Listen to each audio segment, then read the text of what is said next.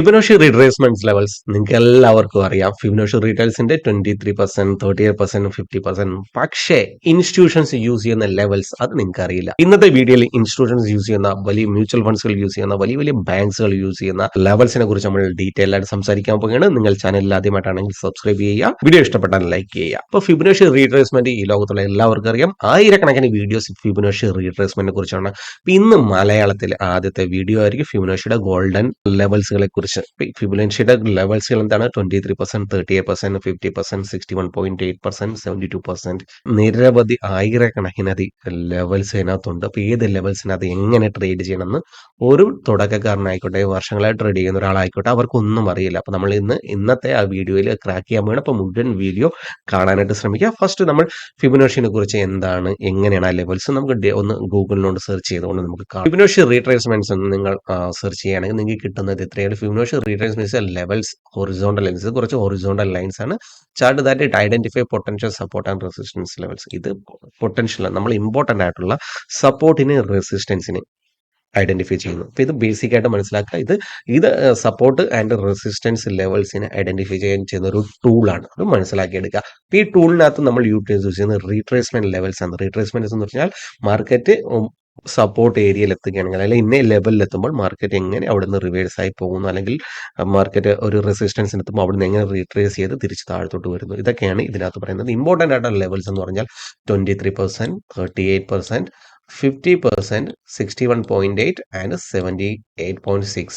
അതിനകത്ത് 61.8 50%-നെയും ഇടയിലുള്ള റേഷ്യോയാണ് golden level അല്ലെങ്കിൽ ഗോൾഡൻ റേഷ്യോ എന്ന് പറയാം. അപ്പൊ നമ്മൾ ഇന്ന് ഡിപ്പെൻഡ് ചെയ്യാൻ പോകുന്നത് 50%-നും 38%-നും മാത്രമാണ്. നമ്മൾ വേറെ ഒരു ലെവലിൽ നോക്കുന്നില്ല. നമ്മൾ 61.8 കൺസിഡർ ചെയ്യുന്നുണ്ട്.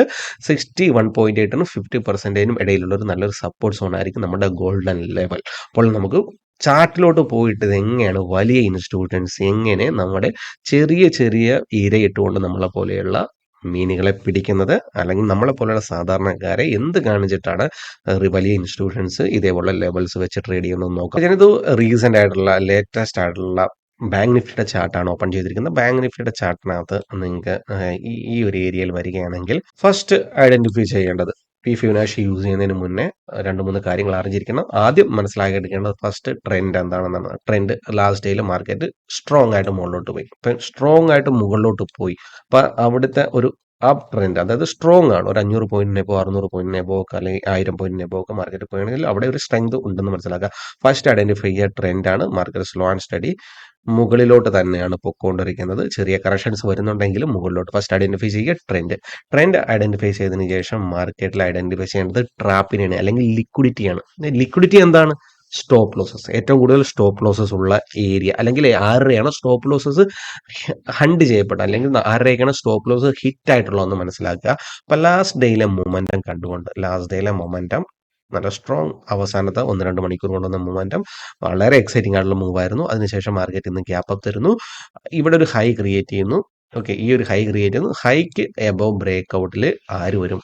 ഒരു ഹൈ ബ്രേക്ക് ചെയ്യാണ്. ഒരു ഹൈ ബ്രേക്ക് ചെയ്യാണ്. ആദ്യത്തെ 15 മിനിറ്റ് ക്യാൻഡിലിന്റെ ഒരു ക്യാൻഡിലേക്ക് ബ്രേക്ക് ഔട്ട് ചെന്ന് കഴിഞ്ഞപ്പോൾ പല സ്ട്രാറ്റജീസ് ഇന്നുണ്ട്. 50 minute candle, 5 minute candle breakout strategy, 50 minute candle breakout strategy. അപ്പൊ ഇങ്ങനെയുള്ള റീറ്റെയിലേഴ്സ് ആദ്യത്തെ അരമണിക്കൂറിനകത്ത് 9:15 തൊട്ട് 9:45 വരെയുള്ള സമയത്ത് മാക്സിമം റീറ്റെയിലേഴ്സ് ആണ് ഈ സമയത്ത് എൻട്രി എടുക്കുക. അപ്പൊ ആ റീറ്റെയിലേഴ്സിന്റെ സ്റ്റോപ്പ് ലോസ് ഫസ്റ്റ് ഹണ്ട് ചെയ്യുക. അപ്പം ഇതേപോലെയുള്ള സ്ഥലത്ത് എൻട്രി ചെയ്യുന്ന ഒരാൾ, ഈ ഒരു ഏരിയയിൽ എൻട്രി എടുക്കുന്ന ആൾ ലോസ് എവിടെയായിരിക്കും? ഇതായിരിക്കും മാക്സിമം സ്റ്റോപ്പ് ലോസ്. അപ്പോൾ ഇവിടെ നോക്കുക, സ്റ്റോപ്പ് ലോസ് ഹിറ്റ് ആയിട്ടില്ലേ? റീറ്റെയിലേഴ്സ് അത് ബൈ സൈഡിലോട്ട് കൺസിഡർ ചെയ്തവരുടെ സ്റ്റോപ്പ് ലോസ് ഹിറ്റ് ആയിട്ടുണ്ട്. സോ അതിനുശേഷം അവർ എന്ത് ചെയ്യും? സ്റ്റോപ്പ് ലോസ് ഹിറ്റ് ആയതിനു ശേഷം സ്ലോ ആൻഡ് സ്റ്റഡി എന്ത് ചെയ്യാൻ ശ്രമിക്കും? ചെറിയ സെല്ലിംഗ് ചെയ്യും. മാർക്കറ്റിന് കണ്ടിന്യൂ താഴത്തോട്ട് വരും എന്നുള്ള ഒരു പേടിയിൽ അവർ ചെറിയതായിട്ട് സെല്ല് ചെയ്യും. ബട്ട് മാർക്കറ്റ് ഇവിടെ നിന്ന് മുകളിലോട്ട് പോയിക്കൊണ്ടിരിക്കും. അപ്പൊ ഇനി മുകളിലോട്ട് എങ്ങനെ പോയി നമുക്ക് അതെങ്ങനെ ഐഡന്റിഫൈ ചെയ്യാം? അതിനോടാണ് നമ്മളിവിടെ ഫിബൊനാച്ചി എന്ന റീട്രേസ്മെന്റ് ടൂൾ യൂസ് ചെയ്യുന്നത്. ഫിബൊനാച്ചി എന്ന റീട്രേസ്മെന്റ് ടൂൾസ് കിട്ടാനായിട്ട് ട്രേഡിംഗ് വ്യൂവിൽ ഇപ്പോൾ ടൂൾസിൽ സെർച്ച് ചെയ്താൽ കിട്ടാവുന്നുണ്ട്. ഞാനത് ഓൾറെഡി സെലക്ട് ചെയ്തിട്ടുണ്ടോണ്ട് എനിക്കിവിടെ കിട്ടി. അതിനെ എടുക്കാം. നമ്മൾ ഐഡന്റിഫൈ ചെയ്യേണ്ട ഫസ്റ്റ് അതിന് ഹൈ ലോയോ ആണ്. അപ്പോൾ ലോ എവിടെ നിന്നാണോ ഒരു വലിയൊരു മൂവ് സ്റ്റാർട്ട് ആയത് അതിന്റെ ലോ എടുക്കുക. എവിടെ വരെ മൂവായി?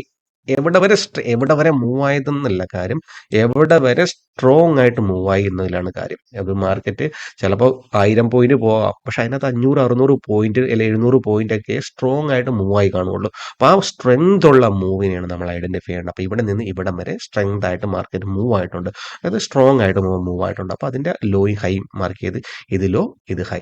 അപ്പോൾ അതിന്റെ ഇവിടം വരെയാണ് സ്ട്രെങ്തോടുകൂടി മാർക്കറ്റ് മൂവ് ആയത്. ഓക്കെ, സ്ട്രെങ്തോടുകൂടി മാർക്കറ്റ് ഈ ഒരു ഏരിയ വരെ മൂവ് ആയിട്ടുണ്ട്. സോ ഇനി നമ്മൾ ഐഡന്റിഫൈ ചെയ്യേണ്ടത് ഈ 38%, 50%. അപ്പോൾ ഇവിടെ 38%, 50% അറിയാത്തവരുണ്ട്. അപ്പോൾ അതിന്റെ സെറ്റിങ്ങിൽ ക്ലിക്ക് ചെയ്യണമെങ്കിൽ നിരവധി ലെവൽസ് ഉണ്ട്. നമ്മൾ ബാക്കി എല്ലാത്തിനും അൺടിക്ക് ചെയ്യുക. ഓൺലി 38%, 1, 0, 0.38, 0.5. ഓക്കെ, ഇത്രയും മാത്രം വേണ്ടവർക്ക് 61 വേണ്ടവർക്കും 61 കൂടെ ടിക്ക് ചെയ്യാം. ഓക്കെ, ടിക്ക് 61 കൂടി സെലക്ട് ചെയ്യുക. അപ്പൊ ഈ ഒരു ഏരിയയാണ് ഗോൾഡൻ ഏരിയ. ഈ ഒരു ഏരിയയാണ് ഗോൾഡൻ ഏരിയ. ഈ ഒരു ഏരിയയിൽ മാർക്കറ്റ് വരുമ്പോൾ റീട്രേസ് ചെയ്ത് പോകാനുള്ള സാധ്യത കൂടുതലാണ്.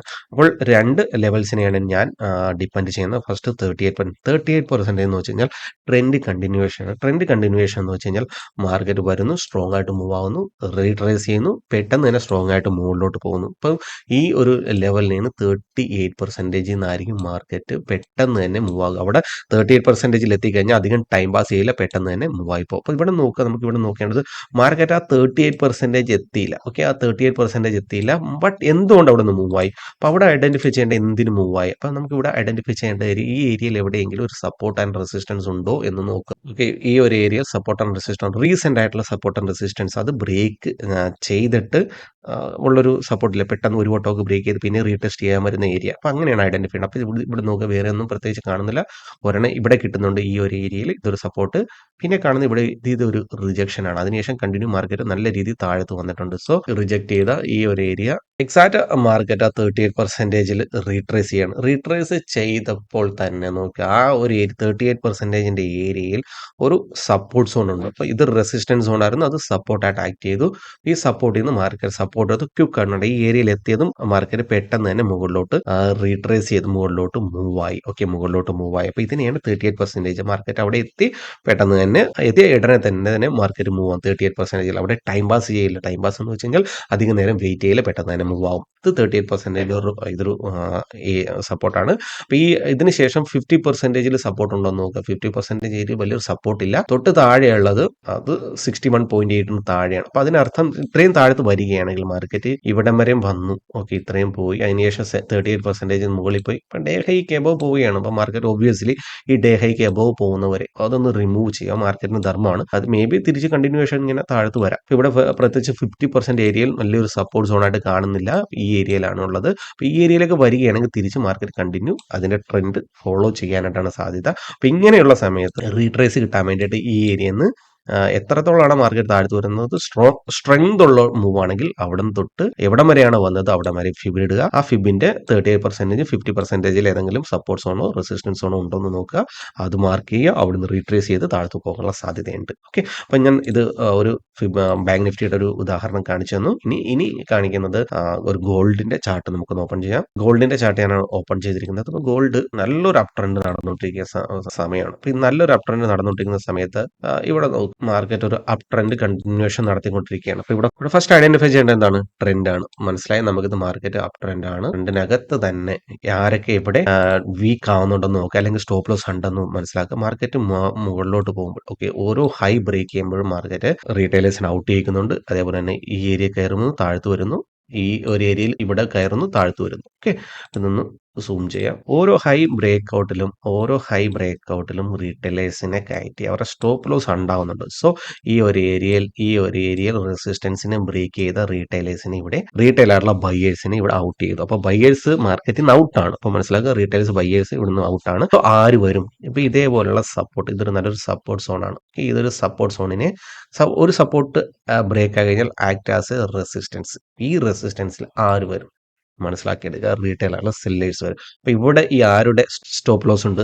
റീറ്റെയിലായിട്ടുള്ള സെല്ലേഴ്സിന്റെ സ്റ്റോപ്പ് ലോസ് ഉണ്ട് ഈ ഒരു ഏരിയയിൽ. സോ നമുക്ക് നല്ലൊരു എൻട്രി എങ്ങനെ എടുക്കാം? അവിടെയാണ് നമ്മൾ ഫിബ് യൂസ് ചെയ്യുന്നത്. ഫിബിന്റെ 50% റൂൾ യൂസ് ചെയ്യാനായിട്ട് മാർക്കറ്റ് ഈ ഒരു ഏരിയ ഇവിടെ നിന്നാണ് സ്ട്രെങ്തിൽ മാർക്കറ്റ് താഴ്ത്തു വന്നു. ഇവിടെ വരെയാണ് മാർക്കറ്റ് നല്ല സ്ട്രെങ്തോടുകൂടി താഴ്ത്തു വന്നത്. അപ്പോൾ ഇവിടുത്തെ നമ്മൾ ലെവൽസ് നോക്കുക. നമ്മൾ ഈ ഏരിയയിൽ നിന്ന് 38%, 50% നോക്കുക.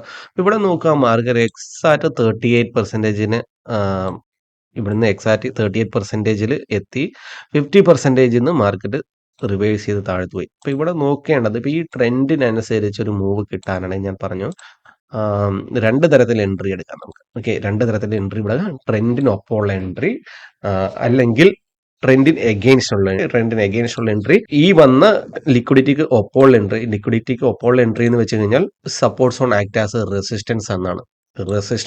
ആ റെസിസ്റ്റൻസിന് ഇതേപോലെ ഒരു വലിയൊരു ക്യാൻഡിൽസ് തരികയാണെങ്കിൽ, ഓക്കെ, ഈ വലിയൊരു ക്യാൻഡിൽ തരികയാണ്, മാർക്കറ്റ് അതിന് താഴത്തോട്ട് കണ്ടിന്യൂ പോകാൻ സാധ്യതയുണ്ട്. പക്ഷേ ഓവറോൾ ട്രെൻഡ് എന്താണ്? ഓവറോൾ ട്രെൻഡ് അപ് ട്രെൻഡ് ആണ്. ഒരു അപ് ട്രെൻഡ് നടന്നുകൊണ്ടിരിക്കുമ്പോൾ നമ്മൾ അപ് ട്രെൻഡിലുള്ള എൻട്രി എടുക്കാനായിരിക്കണം ശ്രദ്ധിക്കേണ്ടത്. സോ നമ്മൾ അവിടെ വെയിറ്റ് ചെയ്യുക. ഇതേപോലെയുള്ളൊരു ഈ ഒരു റെസിസ്റ്റൻസിന് മുകളിൽ ഒരു 5 മിനിറ്റ് ക്യാൻഡിലോ, ഓക്കെ, 5 മിനിറ്റ് ക്യാൻഡിലോ 15 മിനിറ്റ് ക്യാൻഡിലോ, ഓക്കെ. ഇവിടെ 50 മിനിറ്റ് ക്യാൻഡിൽ എന്തുകൊണ്ട് യൂസ് ചെയ്തെന്ന് വെച്ചാൽ ഇത് 24 അവർ നടക്കുന്ന ഒരു മാർക്കറ്റാണ്. അതുകൊണ്ടാണ് 50 മിനിറ്റ് ക്യാൻഡിൽ. ഓക്കെ, ഇവിടെ ഒരു 5 മിനിറ്റ് ക്യാൻഡിലോ 50 മിനിറ്റ് ക്യാൻഡിലോ ക്ലോസ് ചെയ്യുകയാണെങ്കിൽ അവിടെ അതിന് മുകളിൽ നമുക്ക് എൻട്രി എടുക്കാം. അപ്പോൾ നമ്മുടെ ഈ ഏരിയയിൽ എൻട്രി എവിടെ ആയിരിക്കും? നല്ല സ്ട്രോങ് ആയിട്ടുള്ളൊരു എൻട്രി വന്നത് ഈ ക്യാൻഡലിലാണ്.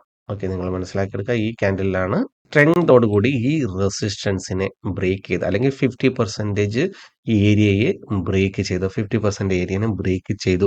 ഓക്കെ, 50% നമുക്ക് ഇങ്ങോട്ടും എക്സ്റ്റെൻഡ് ചെയ്യാം, നിങ്ങൾക്ക് കുറച്ചും കൂടി മനസ്സിലാവും. 50% ഏരിയനെ ബ്രേക്ക് ചെയ്ത്, ഈ റെസിസ്റ്റൻസ് സോണിനെ ബ്രേക്ക് ചെയ്ത്, അപ്പോൾ ഇതിന്റെ ഹൈക്ക് എബോ നമുക്ക് എൻട്രി എടുക്കാം. എപ്പോൾ ഇതിനെ 50% മുകളിൽ നല്ലൊരു സ്ട്രെങ്തോട് കൂടി ഒരു ക്യാൻഡിൽ ക്ലോസ് ചെയ്യുന്നോ എൻട്രി എടുക്കാം. സ്റ്റോപ്പ് ലോസ് ഇടേണ്ടത് ഇതിന് താഴെയാണ്. ഏകദേശം 85 പോയിന്റ് സ്റ്റോപ്പ് ലോസ് ഉണ്ട്. ഇവിടെ സ്റ്റോപ്പ് ലോസ് ഒരല്പം വൈഡാണ്. അതുകൊണ്ട് തന്നെ ക്വാണ്ടിറ്റി അവിടെ കുറയ്ക്കാൻ ശ്രമിക്കുക. അതിന്റെ ഔട്ട്പുട്ട് നിങ്ങൾക്ക് നോക്കിയാൽ മനസ്സിലാകും. നമ്മൾ 85 പോയിന്റ് കൊടുക്കാൻ റെഡി ആയിട്ടുണ്ടെങ്കിൽ അതിന്റെ ഔട്ട്കം എന്താണ് വന്നത്? നമുക്ക് തിരിച്ച് റിട്ടേൺ മാർക്കറ്റ് എന്ത് തന്നു? 180, 190 പോയിന്റ് ഔട്ട്പുട്ടാണ്. 190 പോയിന്റിന്റെ ഔട്ട്കമാണ് മാർക്കറ്റ് തന്നത്. അതായത് നമ്മൾ എത്ര റിസ്ക് എടുത്തു അതിന്റെ 1:2. ഓക്കെ, 1:2 എങ്കിലും നമ്മൾ റിസ്ക് റിവാർഡ് എടുക്കാതെ മാർക്കറ്റിൽ നിന്ന് പോരുത്, അല്ലെങ്കിൽ പിടിച്ചു നിൽക്കാൻ പറ്റത്തില്ല. അപ്പോൾ ഈ ഒരു സെറ്റപ്സിനകത്ത് നല്ലൊരു റിസ്ക് റിവാർഡ് അറിഞ്ഞിരിക്കണം. ചില സമയങ്ങളിൽ ഇത് ടൈം എടുത്തിട്ടായിരിക്കും വർക്ക് ആക്കുക, ചില സമയത്ത് ക്വിക്കായിട്ട് തന്നെ വർക്ക് ആകും. 38% റൂളിനനുസരിച്ച് മാർക്കറ്റ് പെട്ടെന്ന് തന്നെ റീട്രേസ് ചെയ്തു.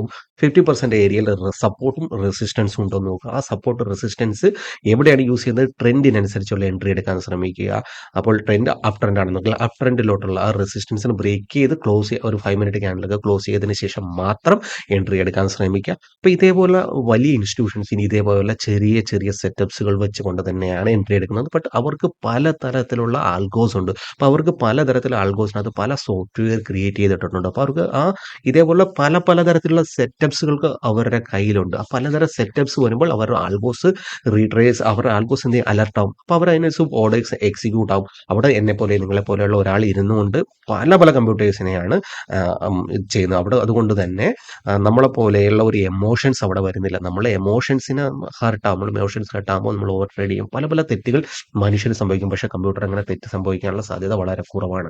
സോ നമ്മുടെ ഏറ്റവും വലിയ പോരായ്മ എമോഷൻസും കൂടിയാണ്. നമ്മൾ പഠിച്ചു വെച്ചിരിക്കുന്ന കാര്യങ്ങളെ നമ്മളത് മാർക്കറ്റിനെ മനസ്സിലാക്കാതെ നമ്മുടെ മനസ്സിൽ നമ്മൾ പഠിച്ചു വെച്ച കാര്യങ്ങൾ അതിനകത്ത് നമ്മൾ ഇംപ്ലിമെന്റ് ചെയ്യാൻ ശ്രമിക്കുകയാണ്. ഈ സെയിം കാര്യങ്ങൾ വെച്ചുകൊണ്ടാണ് ഇൻസ്റ്റിറ്റ്യൂഷൻസ് ഇന്നും വർഷങ്ങളായിട്ട് ട്രേഡ് ചെയ്യുന്നു. ഇനി അങ്ങോട്ടും ട്രേഡ് ചെയ്യുന്ന ഇതേപോലുള്ള സെറ്റപ്സ് വെച്ചിട്ടാണ്. അപ്പോൾ ഇതേപോലുള്ള സെറ്റപ്സുകൾ നിരവധി എൻ്റെ യൂട്യൂബ് മെമ്പർഷിപ്പിൽ ഞാൻ മെമ്പേഴ്സ് ഓൺലി വീഡിയോസ് ഇട്ടിട്ടുണ്ട്. നിലയിൽ ഇന്നത്തെ ഈ രീതിയിൽ 25,000 രൂപ കൊടുത്ത് മലയാളത്തിലെ പല പ്രമുഖ കോഴ്സ് വിൽക്കുന്ന കോഴ്സിനേക്കാളും വെറും 99 രൂപ കൊടുത്ത്, അല്ല 199 രൂപ കൊടുത്ത് നിങ്ങൾക്ക് ഇതിനകത്ത് ജോയിൻ ചെയ്ത് കഴിഞ്ഞാൽ അതിൻ്റെ പല അഡ്വാൻറ്റേജ് നിങ്ങളുടെ ട്രേഡിംഗ് കരിയറിനെ തന്നെ മാറ്റും. എവിടെ ലിക്വിഡിറ്റി ഉണ്ടാവും, എവിടെ ഇൻസ്റ്റിറ്റ്യൂഷൻസ് വരും, എവിടെ നല്ലൊരു റീറ്റെയിൽസ് ഒഴിവാക്കണം, പല സൈക്കോളജിക്കൽ വീഡിയോസും, അല്ലെങ്കിൽ ബെസ്റ്റ് എൻട്രി വീഡിയോസ്, അല്ലെങ്കിൽ ബെസ്റ്റ് എക്സിറ്റ് വീഡിയോസ്, ഒരു ട്രേഡിംഗ് മോട്ടിവേഷൻ വീഡിയോസ് എല്ലാം ഞാൻ ഇതിനകത്ത് അപ്ലോഡ് ചെയ്തിട്ടുണ്ട്. നിങ്ങൾക്ക് യൂട്യൂബ് മെമ്പർഷിപ്പ് ജോയിൻ ചെയ്ത് അതിന് അഡ്വാൻറ്റേജ് എടുക്കാവുന്നതാണ്. സോ അപ്പോൾ ഈ വീഡിയോയ്ക്കകത്ത് എന്തെങ്കിലും പോരായ്മ ഉണ്ടെങ്കിൽ കൂടെ നിങ്ങൾക്ക് അറിയിക്കാം. ഫിബിന്റെ വേറെ ലെവൽസുകളുണ്ട്, എനിക്കറിയാൻ മേലാത്ത ലെവൽസുകൾക്കും നിങ്ങൾക്ക് ഇതിനകത്ത് പറഞ്ഞു തരാം. കമന്റ് ബോക്സ് ഓപ്പൺ ആണ്. നിങ്ങൾക്ക് എന്തും ഇതിനകത്ത് നിങ്ങൾക്ക് അയക്കാം.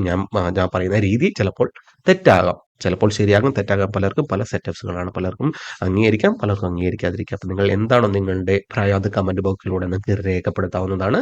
അപ്പോൾ വീഡിയോ ഇഷ്ടപ്പെട്ടാൽ ഹൈപ്പ് കൊടുക്കുക. ഈ ഹൈപ്പ് കൊടുക്കുന്നതിലൂടെ മറ്റുള്ളവരിലേക്ക് കൂടി നമ്മുടെ ട്രേഡിംഗ് കമ്മ്യൂണിറ്റിയിലോട്ട് കൂടി എത്തുന്നതായിരിക്കും. നല്ലൊരു ട്രേഡിംഗ് കമ്മ്യൂണിറ്റിയെ വാർത്തെടുക്കുക. അതാണ് എൻ്റെ സെറ്റപ്സുകൾ ഇംപ്ലിമെന്റ് ചെയ്യുന്നതിന് മുന്നേ എനിക്ക് നിങ്ങളോട് അവസാനം പറയാനുള്ളത്, ഇതെല്ലാം ബാക്ക് ടെസ്റ്റ് ചെയ്യുക. അത് ആരുടെ സെറ്റപ്സ് ആയാലും ബാക്ക് ടെസ്റ്റ് ചെയ്യുക. അത് എൻ്റെ ആയിക്കോട്ടെ, ആരുടെ സെറ്റപ്സ് ആയാലും ബാക്ക് ടെസ്റ്റ് ചെയ്ത് അറ്റ്ലീസ്റ്റ് 15 തൊട്ട് 20 ട്രേഡ് സക്സസ്ഫുൾ റേറ്റ് കണ്ടതിന് ശേഷം മാത്രം നിങ്ങൾ റിയൽ ട്രേഡ് എടുക്കാവുള്ളൂ. ഓക്കെ, സ്വന്തം ക്യാപിറ്റലിനെ വാഷ് ഔട്ട് ചെയ്യാതെ നല്ല റിസ്ക് റിവാർഡിനെ മെയിൻറ്റെയിൻ ചെയ്തുകൊണ്ട് ട്രേഡ് ചെയ്യുക. അപ്പോൾ ഇത്രയുള്ള വീഡിയോയിൽ, അടുത്ത വീഡിയോയിൽ കാണുമ്പോൾ ഏവർക്കും നന്ദി, നമസ്കാരം.